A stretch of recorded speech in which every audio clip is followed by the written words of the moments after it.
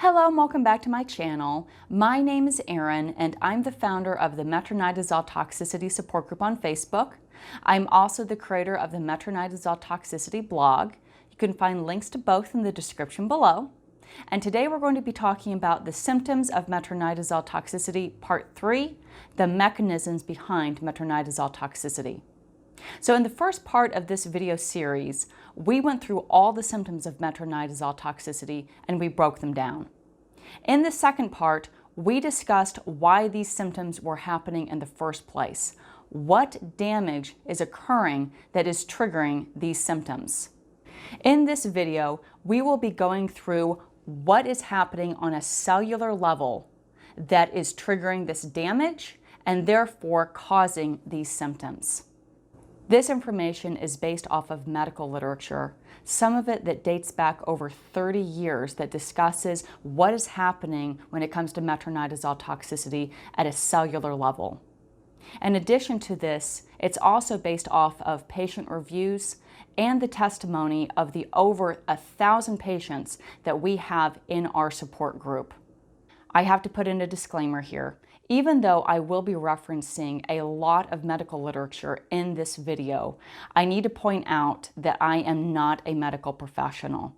Any information and any suggestions when it comes to treatment options, you are going to have to decide what to do with and what is best for you.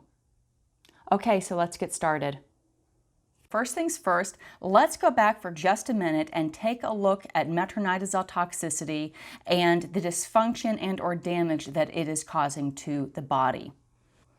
The symptoms of metronidazole toxicity, as we discussed in the last video, are vast and appear very random, but when you take one step back, almost all of them fall into 4 main categories, and those are cerebellar dysfunction, dysautonomia, aka autonomic dysfunction, altered mental state, and neuropathy. So what are these symptoms? Just very quickly, here's cerebellar dysfunction. So I have to make a little note here. In the last video, I put brain zaps and convulsive seizures into this category of cerebellar dysfunction. And the reason I did that is because in medical literature, somebody who has cerebellar dysfunction many times will also be noted to have convulsive seizures. But the truth is that there's a lot of things that can go wrong with brain dysfunction, aka encephalopathy, and it doesn't necessarily have to do with cerebellar dysfunction when it comes to seizures. So seizures really fall better under a miscellaneous list as opposed to specifically cerebellar dysfunction.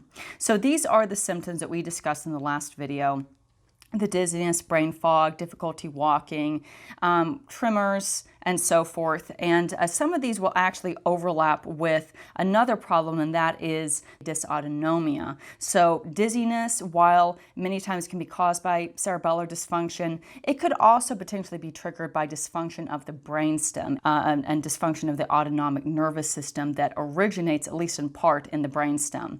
And then also involuntary eye movement could also be related to one of the cranial nerves. So a lot of these symptoms overlap. It's not there's a little bit of a blurred line there, but for the sake of this argument, those symptoms are listed under here. So next we have autonomic dysfunction, aka dysautonomia. And really dysautonomia is the more appropriate terminology. And these are the physical symptoms that we discussed in the last video.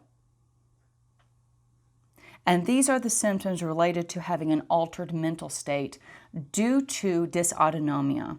Next set of symptoms is related to neuropathy. So, and there are many types of neuropathy we discussed in the last video. There's peripheral neuropathy, and actually there is a subcategory of peripheral neuropathy that needs to be mentioned here because we have some people in our support group who have actually been diagnosed with it, and that is something called small fiber neuropathy. And this is a type of peripheral neuropathy that affects the small nerve fibers that are in the skin. So this condition usually causes an unpleasant tingling and possibly a burning sensation, and it's most common in the hands and feet. But with somebody with metronidazole toxicity, the 3 most common places to have it would be the feet, the hands, and the face. The next one on the list is optic neuropathy, which is nerve damage to the eyes. Tetanus, also sometimes pronounced tinnitus. That's a ringing in the ears. It's ototoxicity. And then autonomic neuropathy, and that is damage to the nerves of the autonomic nervous system. And finally, we have our miscellaneous list. And this is overall encephalopathy. And you might notice headaches and head pressure. That could be due to some swelling due to the damage that is related to issues with the cerebellar dysfunction and the dysfunction and/or damage to the brainstem, the neck pain, and so forth. So we already went through this list last time, so I'm not going to do it again here.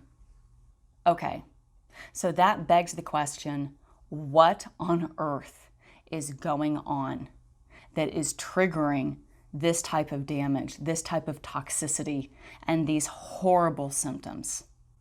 In order to look at that, we need to discuss a very important, vital nutrient that you need in your body, and that is thiamine, aka vitamin B1. This is sometimes also pronounced thiamine without the E at the end. That's the UK's version of saying it, but either one is correct, thiamine or thiamine. So what is vitamin B1? Thiamine is a colorless organosulfur compound with a chemical formula. I'm not going to read that, you can just look at it. Its structure consists of an aminopyridine and a thiaziolium ring. And this is sometimes also called the thiazole ring, linked by a methylene bridge. Okay, now, you don't need to understand all of this, but I just want you to have an understanding that there are two main units of thiamine and that has this bridge that goes across it. And I'll show you a picture of it in just a minute. So why is thiamine so important? Thiamine is used within the machinery of oxidative metabolism, along with 17 other nutrients, and is especially important for our mitochondria, the energy source of our cells. Mitochondria are found all over the body, but are in higher concentration in certain regions, including the heart, the muscles, the nerves, and the brain, especially high in the cerebellum and brainstem. So like I said, the mitochondria that are the energy source, they are the powerhouse of your cells. So what they do that is so vitally important is they convert glucose into something called ATP. And ATP is the energy your body uses in order to function and survive. What does this have to do with metronidazole? Metronidazole is a thiazole. It's chemically similar to the thiaziolium ring of thiamine. And when it comes into contact with thiamine, it rips that thiaziolium ring off and it binds to the aminopyridine unit of thiamine, thus destroying the vitamin. Now, of course, I know what you're thinking. Well, what does that mean? And I completely understand where you're coming from.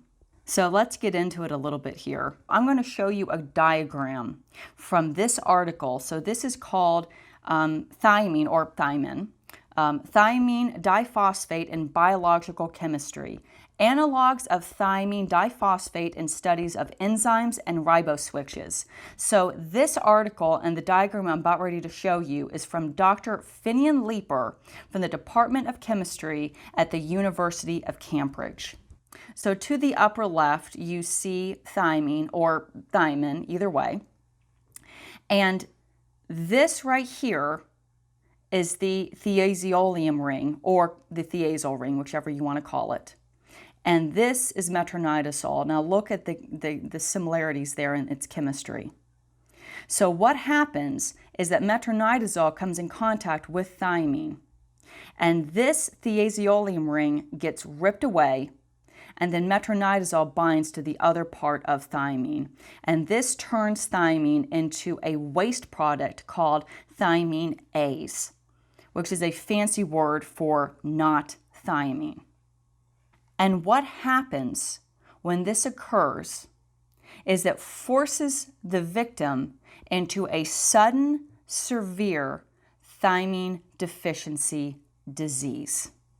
Now, the symptoms of thiamine deficiency disease are vast and appear very random, but when you take one step back, almost all of them fall into four main categories, and those are cerebellar dysfunction, dysautonomia, altered mental state, and neuropathy. The symptoms of metronidazole toxicity and thiamine deficiency disease are identical. So let's talk about it. This is a medical textbook that came out in 2017. Thiamine deficiency disease, dysautonomia, and high-calorie malnutrition. Now, if you remember listening to my last video where I talked about how cerebellar dysfunction is hyper-focused in medical literature when it comes to metronidazole toxicity, and dysfunction of the brainstem, aka dysautonomia, is not discussed in medical literature at all, despite the fact that medical literature shows that metronidazole damages the brainstem. Please note, the name of this book is not thiamine deficiency disease, cerebellar dysfunction, and high-calorie malnutrition. It is called dysautonomia and high-calorie malnutrition. And this book was published by Elsevier. That won't be important to patients, but it will be important to some physicians, by Dr. Derek Lonsdale and Dr. Chandler Mars. So let me tell you a little bit about Dr. Derek Lonsdale. He is arguably the leading researcher of thiamine deficiency disease in the United States and potentially the entire world. Even the World Health Organization references Dr. Lonsdale's work when it comes to thiamine deficiency disease for their information that they've put out about this condition. So let's go ahead and take a look at this textbook a little bit because it's going to be a vital source of information for this video. Okay, as we discussed just a couple of minutes ago, there are 17 vital nutrients that are essential for energy metabolism, aka oxidative metabolism. And so this is the process of turning food and oxygen into fuel. But thiamine, together with magnesium, and I quote, sits atop this process as a critical cofactor in the metabolism of carbohydrates, fatty acids, and the hexose monophosphate shunt pathway, and the decarboxylating component of alpha-ketoglutarate dehydrogenase and the branched chain of amino acid dehydrogenase.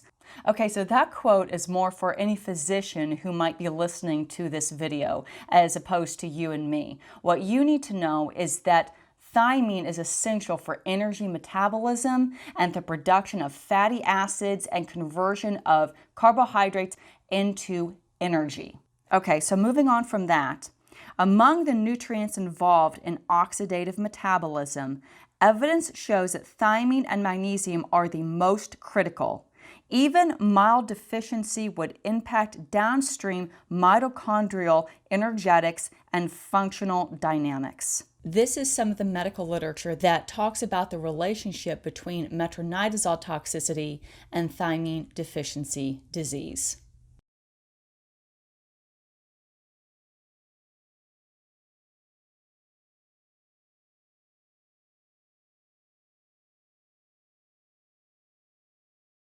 So what does Dr. Lonsdale have to say when it comes to thiamine deficiency disease and its relationship to metronidazole toxicity? This is from an article that Dr. Lonsdale contributed to for an online medical magazine called Hormones Matter.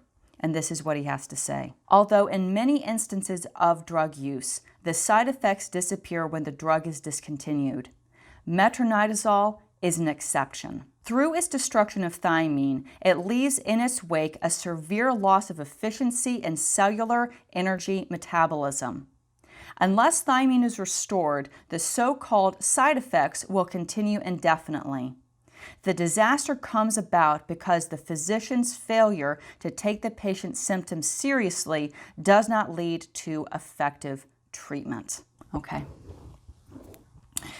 So we've talked about it in the last couple of videos, and we need to talk about it again here.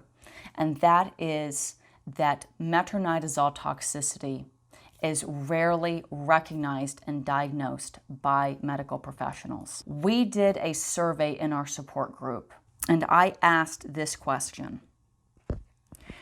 When you suffered from your initial adverse reaction to metronidazole and reached out to your doctor or the first doctor you saw while dealing with this reaction, did they believe your symptoms were due to the drug? This was their response.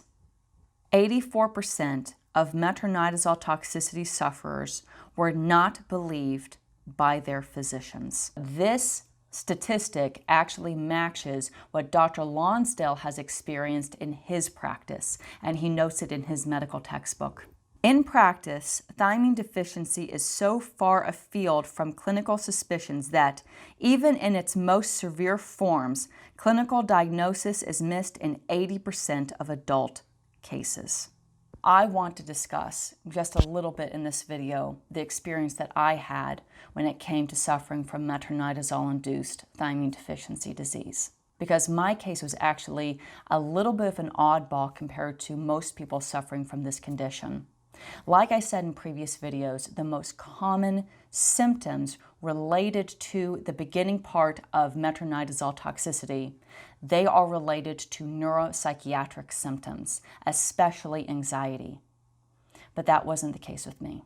When I suffered my initial reaction, I lost the ability to walk and speak. And this was witnessed by several physicians. When I first went to the ER and I couldn't get out of the lobby, they had to wheelchair me into the back. I couldn't speak on my own. My mother had to speak on my behalf for a big part of that time. And then 36 hours later, when my symptoms flared up, and we'll talk about that in a minute, I went and saw my primary care physician, and my mother had to half drag me into the exam room because my legs were giving out on me. They had to wheelchair me to the lab that was only 100 feet down the hallway from my doctor's clinical office. And finally, I also even told my doctor, as I was trying to explain what had happened, I finally gave up and just told her, I can't talk. And those were the last words I was able to give out. To which she told me, then don't. And even with those very significant symptoms that are actually even listed on the warnings on the FDA label, my doctors failed to recognize my metronidazole toxicity. So if doctors are not able to catch that with severe motor control issues related more to cerebellar dysfunction than dysautonomia, what is the chance of somebody who's suffering strictly from neuropsychiatric issues related to metronidazole toxicity? What is their chance of being believed? What is the chance of somebody who's suffering from dysautonomia, where so many of the symptoms can be excused away as something else, like difficulty breathing or face flushing or digestion issues? All these very vast symptoms that appear very random until you actually look at the big picture. So if you're a physician listening to this right now, believe me when I say we are very grateful that you're here, because we need your help. We need better recognition when it comes to this toxicity, especially because, as we'll discuss later in this video, this is treatable. Before we get into that, we need to discuss the different types of thiamine deficiency disease. So thiamine deficiency disease, just like vitamin C deficiency, has an old school terminology for it. So vitamin C deficiency is called scurvy, and thiamine deficiency disease is called beriberi. And there are two main types of beriberi. The first type is wet beriberi, and the second type is dry beriberi. So this was what I was talking about in the last video when I was referencing edema, where you have swelling and fluid buildup throughout the body. That is highly unusual for somebody suffering from metronidazole toxicity. The swelling in the brain, that is much more common. We see people complaining about intracranial pressure and headaches and issues related to damage to the cerebellum and the brainstem. But to have swelling throughout the body, the entire body, that is unusual for metronidazole toxicity. Typically, metronidazole toxicity is dealing with dry beriberi. But just to be on the safe side, let's talk about wet beriberi for just a moment, because wet beriberi All of this has the potential to be dangerous, but wet beriberi has something very specific to it, and that is that you can have fluid buildup around the heart. So I'm not trying to scare anybody, but I think it needs to be said.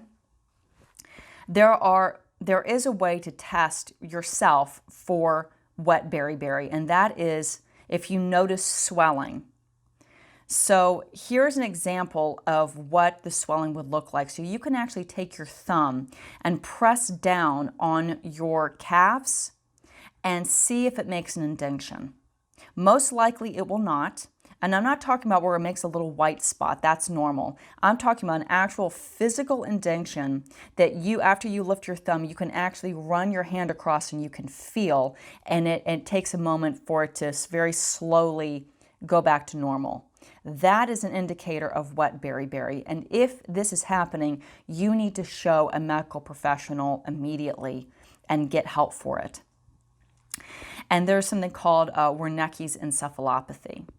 So Wernicke's encephalopathy, that is the most recognized version of thiamine deficiency disease in modern conventional medicine, and the reason why is because it relates to alcoholism. So alcohol is a thiamine inhibitor, and if you suffer from alcoholism, most likely you suffer from some, at least in part, thiamine deficiency disease.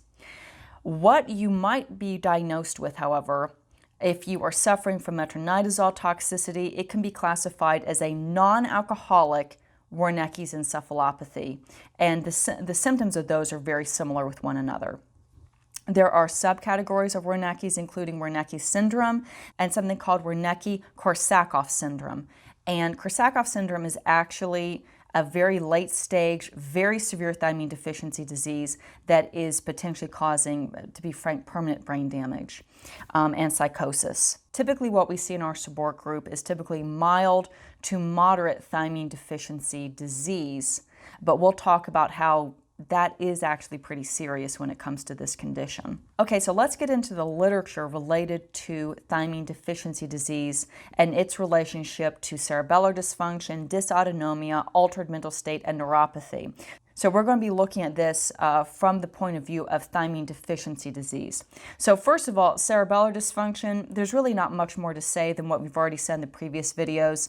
The difficulty walking, especially in the legs, that is indicative of thiamine deficiency disease. That's ataxia in the legs. You might also notice, as we talked about muscle aches, you could potentially have muscle aches and have it especially in your calf muscles. For whatever reason. We don't exactly know why the calves, but that's something that is indicative of thiamine deficiency disease. Difficulty speaking, all of this. So I'm not going to go through this list again. We've already looked at it. We're going to focus a little bit on dysautonomia now. So this is dysautonomia, and this is just a quick reminder of the imbalance of the sympathetic and parasympathetic nervous system. The autonomic nervous system is responsible for keeping your body balanced. This balance is between the sympathetic nervous system, aka your fight or flight, or your parasympathetic, rest and digest. Thiamine deficiency, depending on the stage, will cause the patient to either shift to the sympathetic or parasympathetic, where one system unnaturally dominates over the other. So this information is paraphrased from Dr. Lonsdale's book about thiamine deficiency disease. The next one is POTS. And this is just a quick reminder of what we talked about before. This is an extreme increase in heart rate when standing that can lead to lightheadedness, fainting, trouble thinking, weakness, and blurry vision. So in the last video, we kind of glossed over a couple of these symptoms. There's a few more here, including the blurry vision. This is due to the autonomic nervous system's inability to properly regulate the heart. Also, patients with POTS sometimes have blood pooling, where the blood pools in their lower extremities when they stand. And since we already went over this in the last video, I'll leave it at that. This one we did not go over in the last video, and to be honest with you, looking back, I kind of wish we had, because there's a lot of symptoms here related to what you're going through that should have been listed. So this is vasomotor dysfunction. This is the dilation or contraction of blood vessels regulated by the autonomic nervous system. With thiamine deficiency, this could be shown with increased sensitivity to stimuli, with increased blood pressure, heart palpitations, nausea, vomiting, and something called substernal oppression.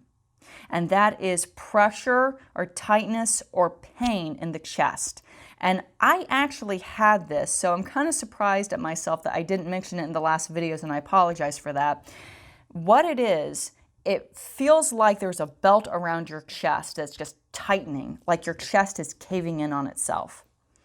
This can also cause flushing similar to traditional hot flashes. So once again, we have the temperature deregulation. Cerebral salt wasting syndrome. This is due to thiamine deficiency disease related to dysautonomia. So this syndrome is caused by inadequate sodium retention. This will cause frequent urination, low blood sodium concentration, excessive thirst, extreme salt cravings, and dehydration. So I will argue right now that nobody with metronidazole-induced thiamine deficiency disease has cravings for anything. Not only have you lost your appetite, but you have lost the will to eat. And this is related to the imbalance of the autonomic nervous system and the halting of digestion.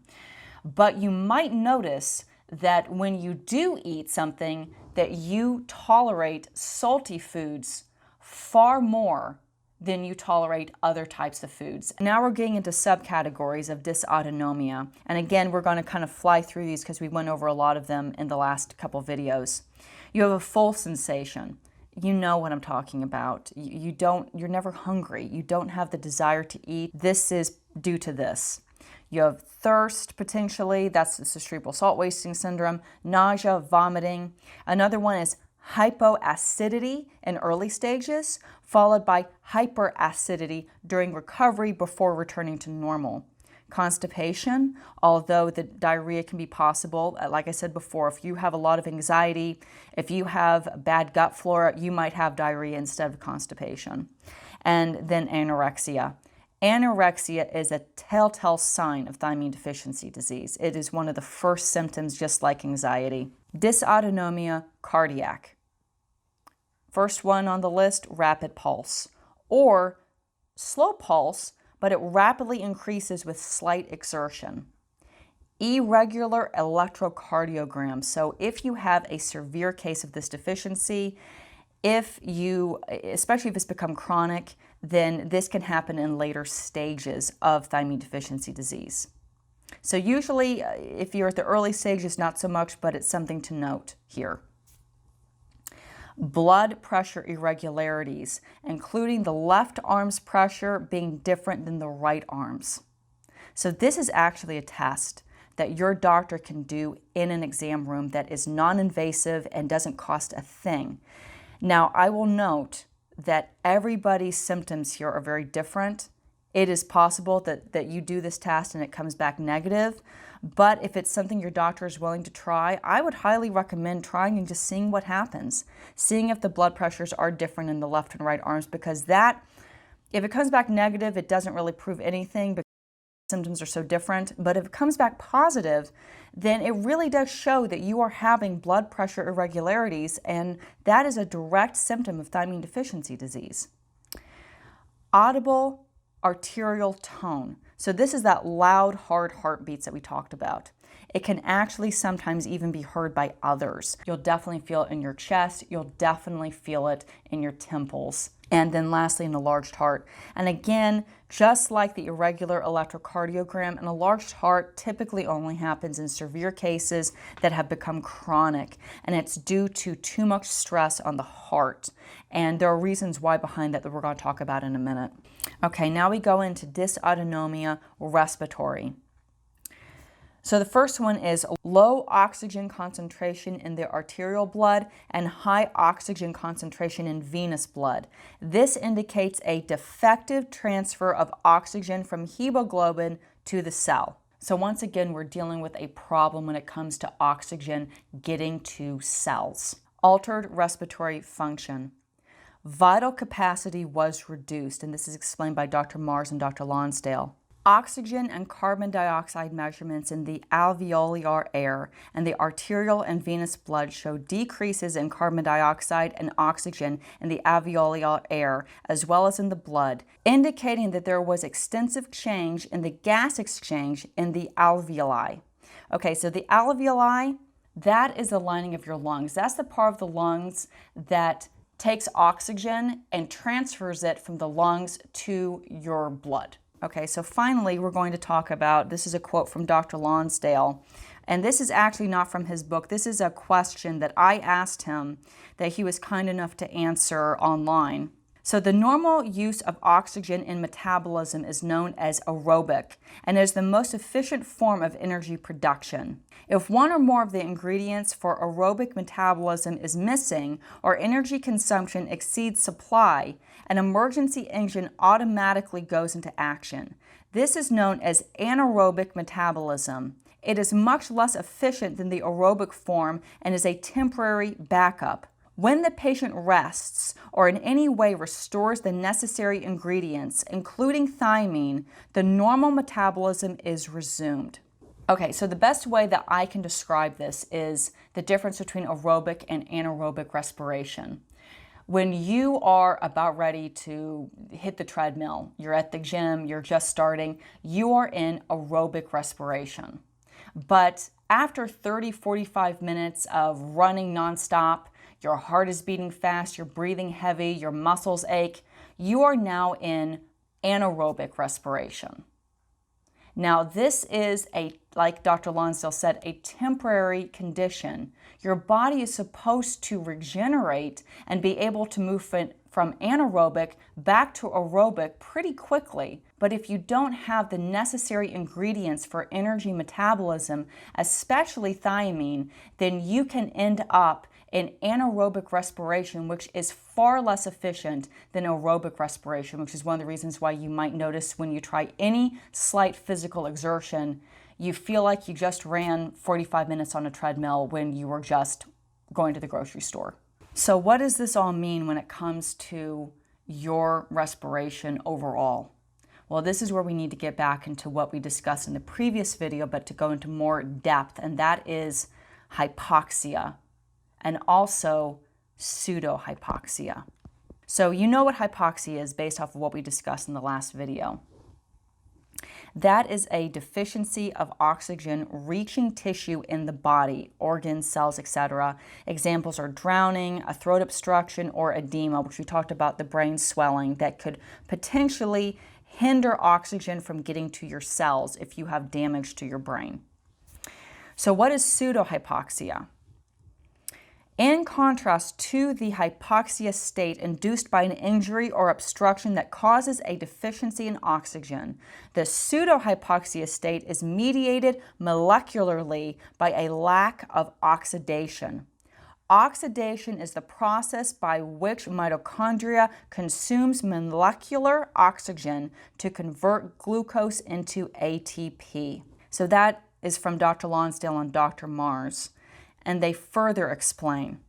Thus, pseudohypoxia is a functional disturbance in which thiamine is intimately involved. The early researchers of Beriberi recognized the role of thiamine in oxygenation, observing that arterial oxygen concentration was often low while it was higher than normal in venous blood. However, Japanese researchers have learned that thiamine plays an important role in the ability of hemoglobin to pick up oxygen in the lung, deliver it to tissues, and cause its consumption in the process of oxidation. A functional loss of oxidation will affect an organ or multiple organ systems simultaneously, and those most demanding of ATP are compromised first. Regardless of the origins of the hypoxic state, however, hypoxia is dangerous to the organism.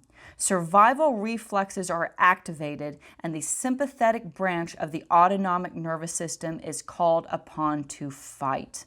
So in the last video, we discussed how you can have an altered mental state due to metronidazole toxicity. And we also discussed how you get dominated by your sympathetic nervous system. This is another reason why you would be dominated by your sympathetic nervous system. Because if your body is suffocating, either because it's not getting enough oxygen to the cells or the cells cannot properly utilize oxygen, your body is going to panic.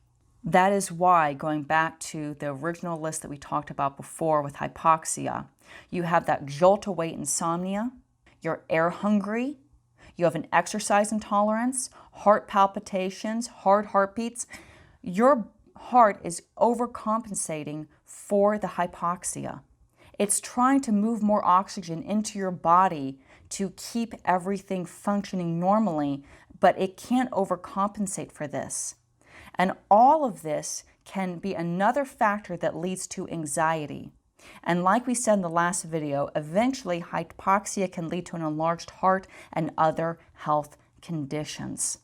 Now, one thing I want to note here, because I know that this is really scary, is that you can treat this. There is definitely things that you can do here that you can even do on your own if you have to. Now, I always recommend to have a medical professional monitor anything that you do, but I know for some of you that's just not possible, so you're going to have to decide what to do for yourself. Okay, so let's go into the miscellaneous symptoms here. So that's impaired sense of taste and or smell, impaired temperature sensation, excessive sweating or and also temperature dysregulation, lack of tears, abnormal cardiovascular reflexes, something called hyperphagia. So this is the opposite of anorexia. Now, I've yet to see somebody in our support group with this condition, but it is possible, so we need to note it. And that is the inability to stop eating. Muscular weakness, absence of deep tendon reflexes, disturbances in salt and minerals, again, like we talked about, especially the sodium and potassium are big ones, breath holding, like we talked about before, insomnia, photophobia, which is that extreme sensitivity to light, phonophobia, which is extreme sensitivity to sound, and inappropriate emotional responses and lability, which is the rapid changes in mood. And finally, we're going to talk about the conclusions related to Dr. Mars and Dr. Lonsdale when it comes to dysautonomia. What's more complex is that one patient can present with a predominantly cardiac set of symptoms, but another might have a predominantly gastrointestinal set of symptoms. Or a patient can present with the full scope of symptoms listed: cardiac, neuropathic, which is the neuropathy, neurological, and gastrointestinal. Autonomic control of basic survival is mediated via the brainstem, which can be functionally divided into three regions: the medulla, the pons, and the midbrain. The medulla controls cardiac, vasomotor, respiratory, and vomiting response, while the pons, via cranial nerves 5, 6, 7, and 8, influences hearing, equilibrium, facial sensation, motor movement, salivation, and tears. Finally, the midbrain structures house cranial nerves 3 and 4, together with nuclei that govern norepinephrine, dopamine, and GABA synthesis. The dense projections to and from the cerebrum and the cerebellum and the periphery through the brainstem are central to homeostasis. So everything essentially gets affected here, everything. This is why you have this vast array of symptoms. So let's focus for 1 second on the 3 neurotransmitters that Dr. Lonsdale and Dr. Mars discussed in this quote. First one is norepinephrine. Okay, so that works with epinephrine, and epinephrine is adrenaline, both produced by the adrenal glands, and both are hormones and neurotransmitters. Norepinephrine can increase blood pressure, heart rate, etc. In addition, it plays a vital role in focus and periods of sustained attention. Dopamine. Considered the pleasure-reward neurotransmitter, it is vital for memory, learning, behavior, and movement coordination. And finally, GABA. This neurotransmitter regulates mood. It stops neurons from being overexcited. Low levels of GABA trigger anxiety, restlessness, insomnia, and possibly seizures as some examples. Okay, so I want you to focus for 1 second on the GABA, because GABA is the calming neurotransmitter. And when it comes to thiamine deficiency disease, it is compromised. Here is a diagram that shows a basic understanding of thiamine when it comes to energy metabolism. And I know this is a lot to take in. I want you to focus on the upper left-hand corner where it says glucose. And then look down, it says glucose 6-phosphate, and continue going down until you hit something called the Krebs cycle. It's in a little circle. Now, when you have disruption of thiamine and the enzymes that require thiamine in order to properly function when it comes to energy metabolism, this system breaks down. And it doesn't break down with just a little bit of deficiency. It takes a lot of thiamine deficiency in order to break the system down. But unfortunately, if you are having these neurotoxic effects, if you're having this type of brain dysfunction, you are most likely at that stage. So when you look at the Krebs cycle, I want you to look at the center just to the right of that where it says glutamate accumulation. And to the right of that, it says free radical production, and then after that, it says cell death. So there is an accumulation of glutamate, and glutamate is a stimulator. So that is the opposite of GABA. If you have yin and yang, GABA and glutamate are that yin and yang. So now go back to glutamate accumulation and look down, and it says GABA inhibition. And to the right of that, it says neuroexcitotoxicity. Your central nervous system is overstimulated. And it's overstimulated for a number of different factors, but included in those factors is the fact that you are not creating enough GABA and you are accumulating glutamate. So there is an imbalance there. This is once again why neuropsychiatric issues, especially those related to anxiety, are the key, most common symptoms when it comes to metronidazole-induced thiamine deficiency disease. Just take a look at all the things that can cause anxiety and an altered mental state when it comes to this condition. You have a dominance of your sympathetic nervous system. You could be suffering from hypoxia due to brain swelling and lack of oxygen transfer from the lungs to blood. You can suffer from pseudohypoxia due to lack of oxidation. You can have low dopamine and GABA. You have an accumulation of glutamate. And finally, you have vasomotor dysfunction, which will cause an increased sensitivity to stimuli.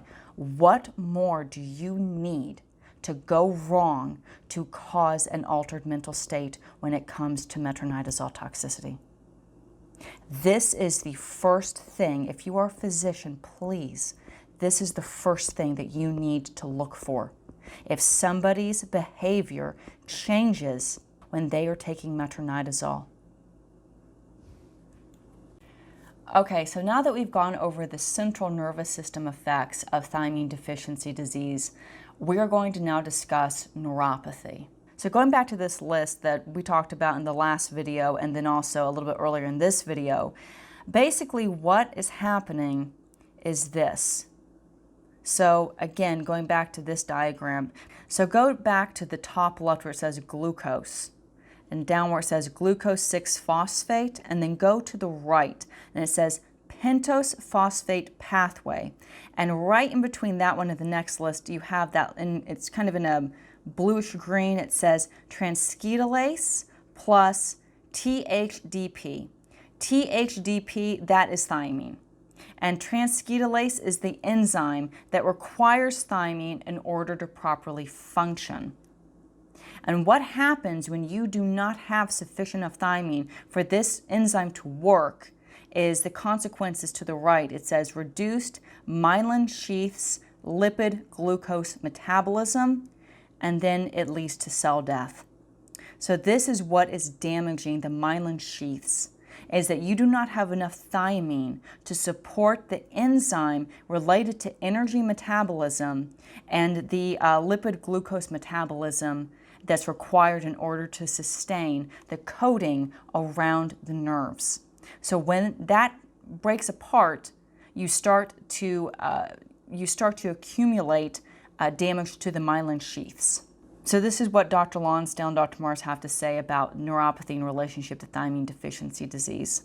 Loss of sensation was characteristic in its locality, starting in the fingertips and lower abdomen and around the mouth and the distribution of the trigeminal nerve.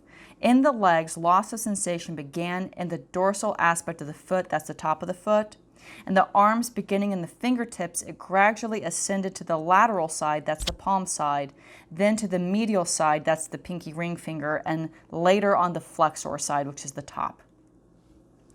So again, when it comes to thiamine deficiency disease, it's the feet, the hands, and also potentially the face that are first affected by the neuropathy.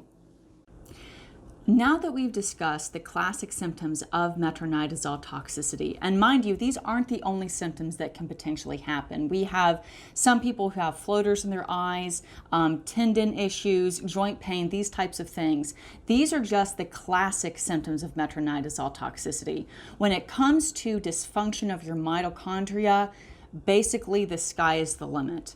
But now that we have gone through all of the classic symptoms, let's talk about how metronidazole toxicity presents itself.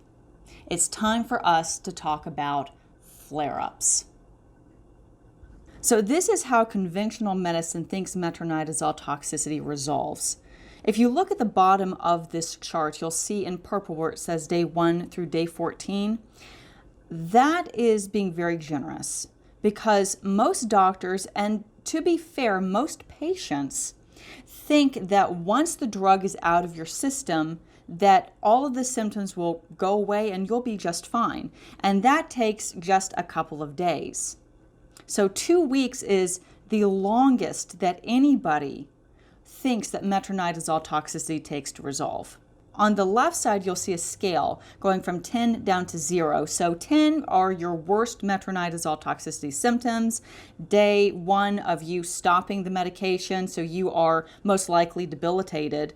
And at the bottom, 0 means that you have absolutely no metronidazole toxicity symptoms at all. And as you can see from the graph, this is how everyone thinks this resolves, from going from a 10 down to a 0 within a couple of days, maybe a week or two. And it's this very slow, steady improvement until all the symptoms just easily go away. This is what metronidazole toxicity actually looks like. So this chart is a little different. If you look at the bottom in purple, you'll see 1 through 59. It's actually 1 through 60. It's just not shown here. It's 2 months. And the reason why it's 2 months is because 14 days just isn't enough time to really show what's going on here. So this is what I would classify as a moderate case of metronidazole toxicity based off of the testimony of the over 1,000 patients we have in our support group. In fact, at this point in 2021, we have almost 1,400 members of our support group. And as you can see, on day 1, you were at a 10. And then it drops to about a 7, which is still where you're debilitated. You still feel really sick, but you're doing better. And then all of a sudden, it shoots back up again to a 9. Then it goes back down, it goes back up, and then it drops dramatically. And you have what we call a good day. So 5 is where you're functioning, but you still don't feel well. You're maybe able to go to work, maybe you're able to go to school, maybe you're able to play with your children or run errands, but it's difficult. You have to push through a lot of it, but you're able to do it to some extent. And what happens is that you have that good day where you start to feel better, you believe you're on the mend, and then it shoots right back up to a 9, where you're back in bed, you feel sick, you feel fatigued, your anxiety is spiked. Everything feels distorted in your body. And this pattern just goes through day after day, week after week, back and forth. You start to get a little bit better. You might even get better than a 5. You go down to a 4. You start to feel like maybe you're finally starting to heal, and it shoots right back up again.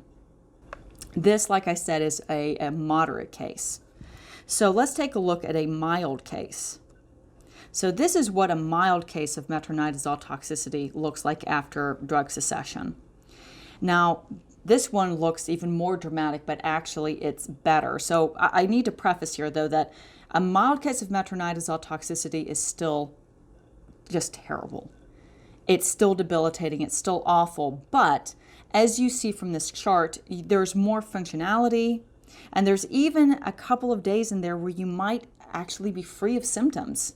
But then that is short-lived. After a day or two, your symptoms shoot back up again. And this is so terrifying. Any of these examples are so terrifying to the patient because it is incredibly confusing for this not to have any real pattern. That you just start to feel a little bit better and then it gets worse. For 2 days, maybe 3, you start to feel like you're on the mend, and then you're back to where you were before. And here is a severe case. So severe case starts at a 10. It goes down a little bit, but it never gets to that 5, that functionality, where somebody is able to handle tasks, go to work, do daily activities, have a life. So this person, whoever has a severe case of metronidazole toxicity, they pretty much have a constant flare, but that flare waxes and wanes. It never stays 100% consistent, but the flare is always present. And as you can see, it goes back up to a 10 even. So I know that these charts are alarming, and everybody's experience is different, but flare-ups are one of the telltale signs of metronidazole toxicity. In fact, this could even be used as a diagnostic tool for a physician trying to diagnose metronidazole toxicity. And here's why. We did a survey in our support group. Again, this is, at this point, almost 1,400 people suffering from this. And here is the question I asked our group. How many of you experienced flare-ups? This is when, after your initial adverse reaction to metronidazole, you began to feel better, but then after a few days, weeks, or months, your symptoms would flare up, either partially or completely. If you're fully recovered now, did you have flare-ups before completely healing? What did our support group have to say about that?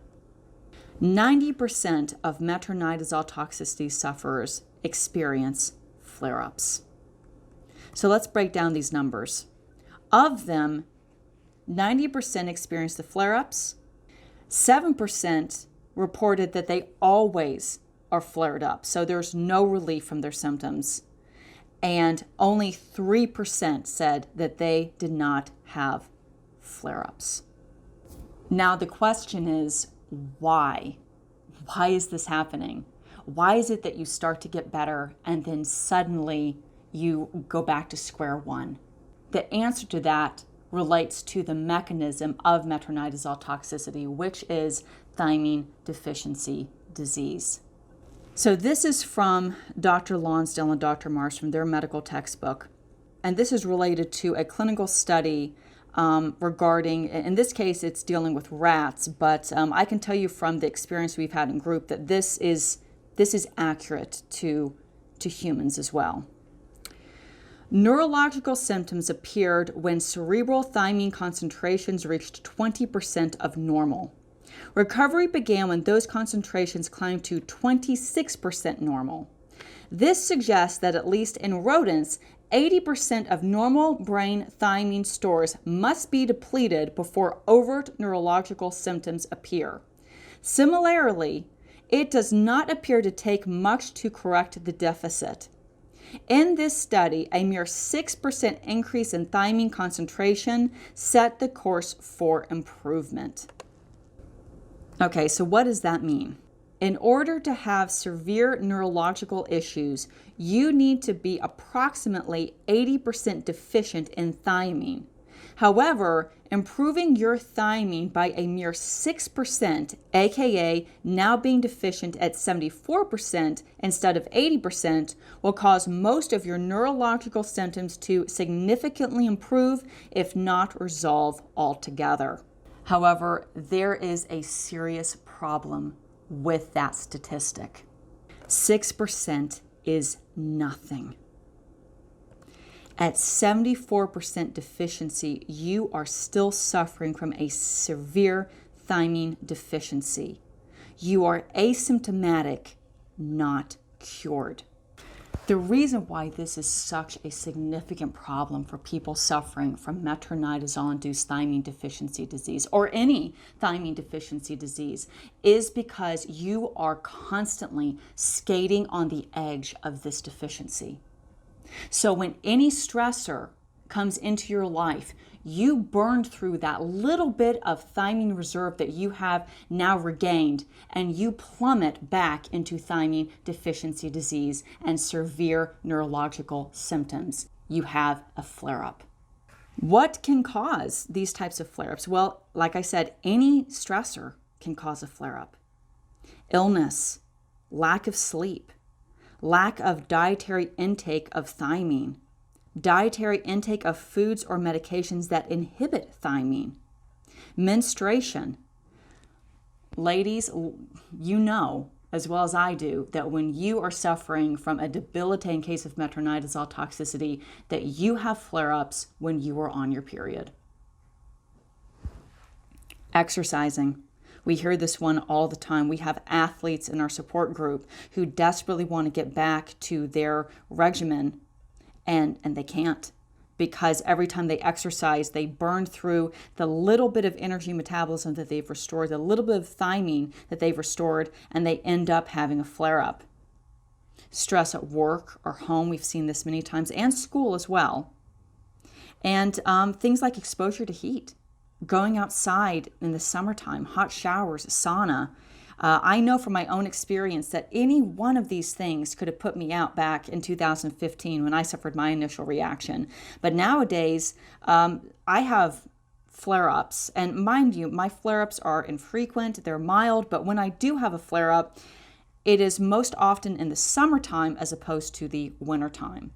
And of course, a combination of these factors. So going back to Dr. Lonsdale and Dr. Mars and their medical textbook, this is their ultimate conclusion on this.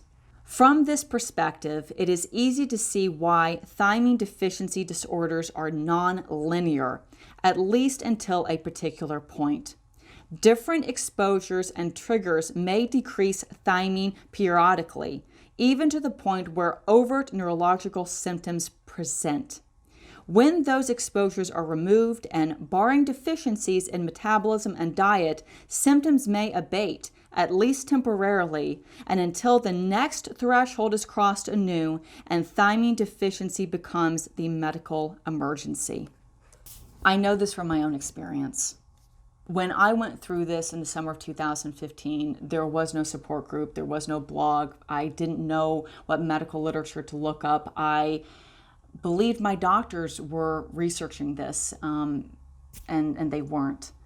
And so I had no idea why I would start to feel a little bit better, started to feel like I was maybe starting to heal, and then I would feel just as sick as I did, or almost as sick as when I was taking the drug.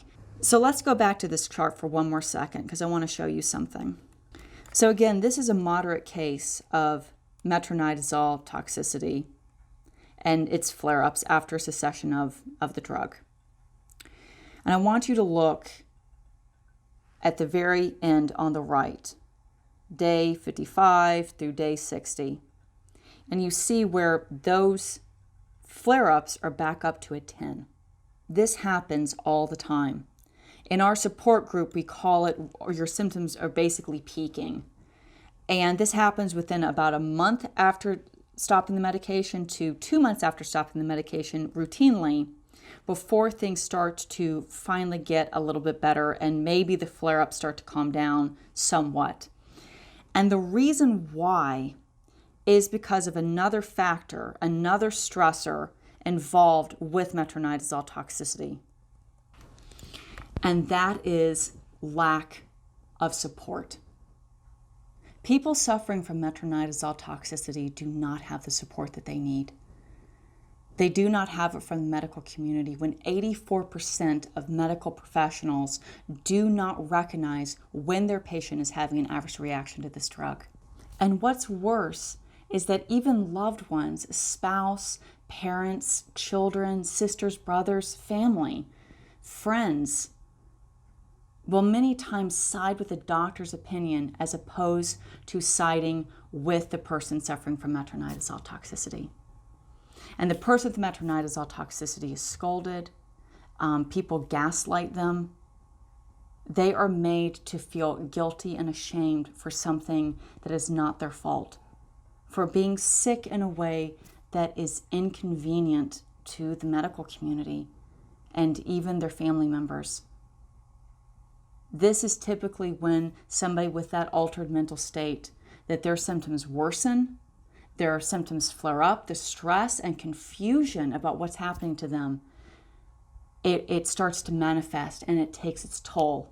And when that happens, the metronidazole toxicity actually gets worse many times because they realize that they're alone and their symptoms aren't going away as they thought they would, because even the patient believes that once they stop taking the drug, they should be fine. And when that doesn't happen, it leads them into a state of hopelessness and their symptoms get worse. So here is another chart for you. This one is me personally. These are my metronidazole toxicity flare-ups before I started thiamine, before I knew about the connection between metronidazole and thiamine deficiency disease. It starts in June of 2015, and if you see at the bottom, it ends in December of 2017. I started the thiamine in November of 2017, so there's a little bit of an overlap there. And this can't read out everything that I went through, obviously, because it's month for month, but this is a general overview. And as you can see, from June until the beginning of August, I was close to a 10 most of the time. And as you can see, it went down. It did better in October. It flared up a little bit in November 2015, and then it went down dramatically. And I was feeling a lot better. I thought I was on the mend, and then in January of 2016, it spiked right back up. And it kept doing this. And as you can see, it started to get better, but I kept having these spikes, these flare-ups. And then finally, in October of 2016 through February 2017, I had a very low amount of symptoms. I even had some days where I was symptom-free, and I truly believed that given just a few more months that I would not have any more symptoms at all. And then at the end of February 2017, I got a cold. From there until my big flare-up in the end of 2017, I could not get rid of my metronidazole toxicity symptoms. I never went back down to a 2 or anywhere close. I was functioning, but I was still sick. I would run errands and sometimes have to leave early because I would get too exhausted. I would try to go on outings with my family and end up in bed for 24 hours. And this just kept happening. And then finally in October of 2017, I wanted to prove to myself that it was just something that I needed to push through. If I just did better, if I just was better, that I could overcome this. Mind over matter. And so I decided at this point to get a second job, working the weekends at an old fabric store that I used to work at when I was in college, that I'd worked at seasonally before. And that triggered, within 2 weeks of working there, a major flare-up that not only triggered the majority of my metronidazole toxicity symptoms, it even created a new symptom, ear ringing. And that's how I got my ear ringing, from a flare-up 2.5 years after my initial reaction to metronidazole. Because metronidazole toxicity is actually metronidazole-induced thiamine deficiency disease. And unless you restored that thiamine to a safe level, you are going to be skating on the edge of a serious and potentially dangerous thiamine deficiency disease. And that's what happened with me. So when I got that second job and I was stressed and working 7 days a week, I ended up burning through that little bit of thiamine that I had restored, and my neurological symptoms reappeared. And November 2017 is when I discovered Dr. Lonsdale's book and made the connection between thiamine deficiency disease and metronidazole toxicity and started to do more research. And that is also when I started to take thiamine supplementation. So this is what my metronidazole toxicity flare-ups look like post-thiamine. And again, this is not an exact chart because I can't show you all the little details day by day. But overall, November 2017, you can see it drops like an anvil. By January 2018, just 2 months after I started the thiamine regimen, my symptoms, I had some days there where I was symptom-free. And even on days where I had symptoms, sometimes the flare-ups would be so short-lived they would only last a single day or maybe even just a few hours. Now, that didn't mean that I didn't have some symptoms. As you can see, it's still there. And in fact, as I'm talking to you right now, I still have my ear ringing. I still have a few symptoms left, like we've talked about in previous videos. But they are mild. They are short-lived. They're a nuisance. Overall, considering how sick I was in 2015 and how long it took for me to be treated for this condition, I feel incredibly lucky that I responded as well to this treatment as I did. Now that we've discussed the mechanisms behind metronidazole toxicity, that metronidazole toxicity is actually metronidazole-induced thiamine deficiency disease, it sounds like the simple solution would just be to supplement thiamine. After all, vitamin B1 is readily available at your grocery store. It's about $10 per bottle. It is something that is easy to find, and it's something that is easy to take. But there's a catch to that. Just like everything else, it sounds simple, and unfortunately, it can actually get pretty complicated. Let's talk about the problems that can hinder thiamine treatment. Here is the short list of things that might hinder your thiamine treatment. Number 1, other underlying health conditions, autoimmune diseases, mold toxicity, anemia, fibromyalgia, diabetes, chronic Lyme, mental health issues. These are some of the most common ones that we see in our support group. And basically the reason why this would hinder your thiamine treatment is because if you have any other underlying health condition, it is going to flare up. If you have a hormonal imbalance, it's going to flare up. If you have an autoimmune disease, it's going to flare up. Your immune system is controlled by your autonomic nervous system. And if you have mental health issues, that is going to make things harder. And the reason why is because you're not just dealing with an altered mental state related to the metronidazole toxicity, but the metronidazole toxicity can also flare up your pre-existing mental health issues. So if you are bipolar, if you already have an anxiety disorder, if you already suffer from depression, you not only have to deal with the altered mental state related to metronidazole toxicity, but your previous condition has already flared up because of it, and you have to deal with both of them, unfortunately.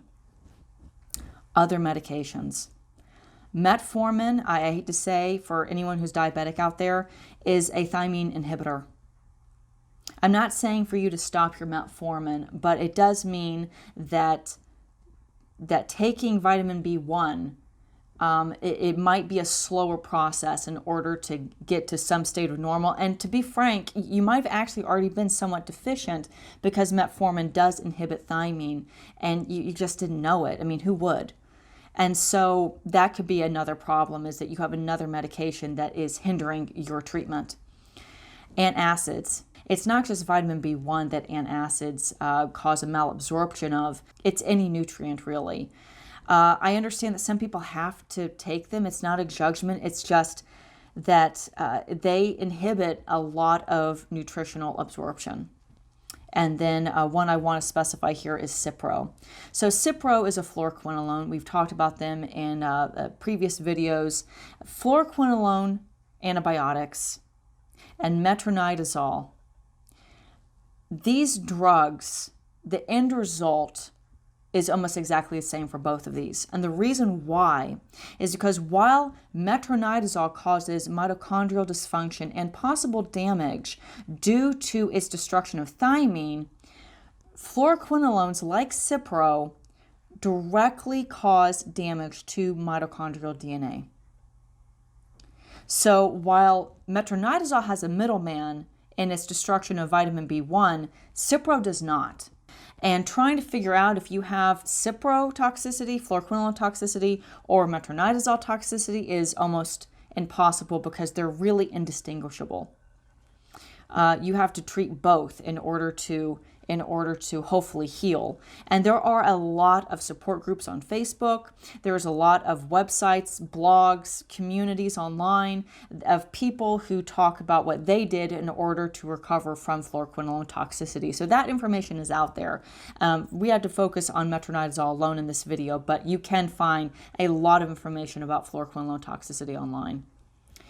Other nutritional deficiencies, especially other B vitamins.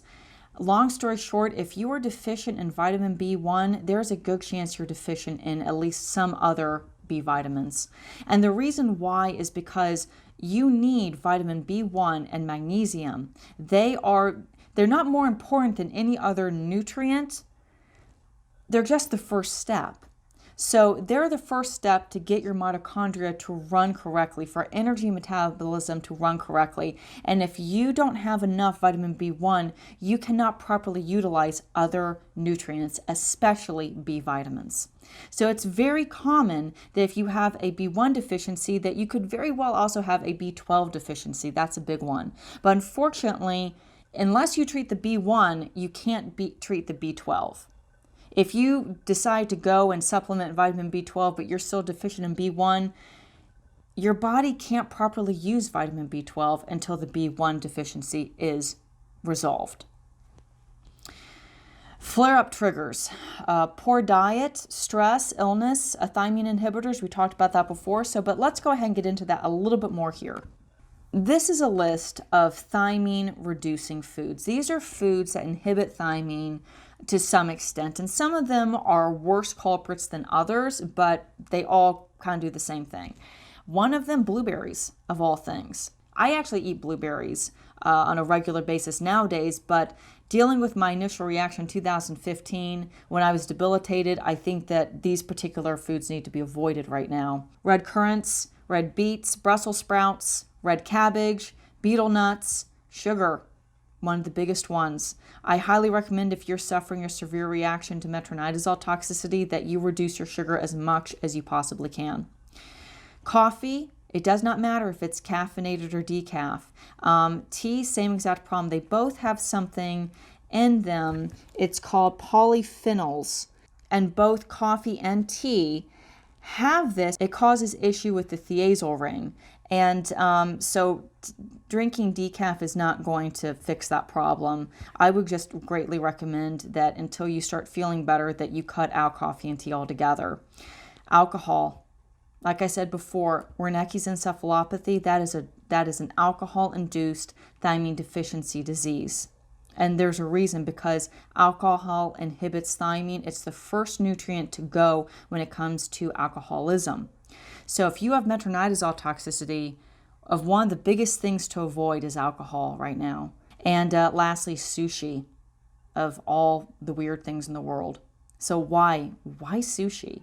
You think that sushi would be really good for you, but unfortunately, a lot of raw fish and shellfish have something in them called thiamine A's. We talked about thiamine A's previously in this video. This is a naturally occurring thiamine A's, and it inhibits thiamine in your body. So this is a list of all of the known raw fish and shellfish that have thiamine A's that you need to avoid. Typically, when you cook these fish or these shellfish, that destroys the thiamine A's. However, if you are this depleted in thiamine, I would recommend to minimize eating these for right now. especially in sushi form. I think that's a very bad idea. You don't need anything else that's going to inhibit your thiamine. The next one is human error. I understand that this is a little bit of new territory. You don't have a doctor helping you try to sort out how to properly supplement thiamine, and that can cause a lot of confusion. But I will tell you this right now. In order to properly supplement thiamine, in order to treat this metronidazole toxicity, taking very small doses of it, eating thiamine-rich foods, it's really not going to cut it. You actually have to take very high doses of this in order to restore your thiamine. What I see more than anything in our support group are people who start taking thiamine and they either A, don't take enough of it, or B, they start taking it, they start to feel better, and then they just quit. They feel good for a week or two, maybe up to 3 weeks, and then they experience a relapse. It happens all the time. And lastly, and this is probably the most important one, unfortunately, thiamine can't resurrect the dead.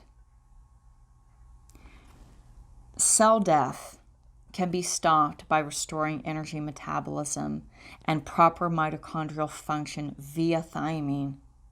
But the body will need time to heal, and it might not heal fully, especially in severe and or chronic cases. As amazing as it was to discover that metronidazole toxicity was actually thiamine deficiency disease, and it was something that was treatable, it took me 2.5 years to discover this. And I believe wholeheartedly that if my doctors had known about the connection between metronidazole toxicity and thiamine deficiency disease and treated me appropriately when this first happened in 2015, that I would have made a full recovery. But that's just not the way things happened. I went 2.5 years, had multiple flare-ups, even had a new symptom develop in my ear ringing in 2017 before I discovered this connection. And there is a part of me that still feels that woulda, coulda, shoulda kind of feeling that this was not handled the way it should have been. And that's one of the reasons why I'm making this video today, is to give you the opportunity, hopefully, to also have your doctor come on board and help you with this. I really want any physician who's willing to help us. I want doctors involved, but you have to know what's going on. You have to understand where the mechanisms are in order to properly treat this. This is where we go back to the neuropathy. And the reason why neuropathy is so much harder to treat, even with thiamine supplementation compared to other conditions related to metronidazole toxicity. So again, I want you to take a look at the top left where it says glucose. I want you to follow it down to glucose 6-phosphate, to the right where it says pentose phosphate pathway, and where it says above in that teal bluish green, transketolase plus thiamine. And this is the part where the transketolase is not getting enough thiamine in order to function properly. And the result of that dysfunction right there, is why you have the reduced myelin sheaths lipid glucose metabolism that leads to cell death. And that's where the problem lies, is that the neuropathy is not due to dysfunction.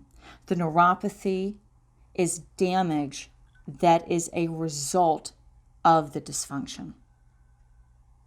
So even when you restore the thiamine and that enzyme is now working properly and it's now creating the appropriate lipid glucose metabolism, you have still experienced at least some cell death around those myelin sheaths. And now it's just a matter of your body healing. And this is also why an altered mental state has such a greater chance of a full recovery. So let's take a look at what causes the altered mental state again.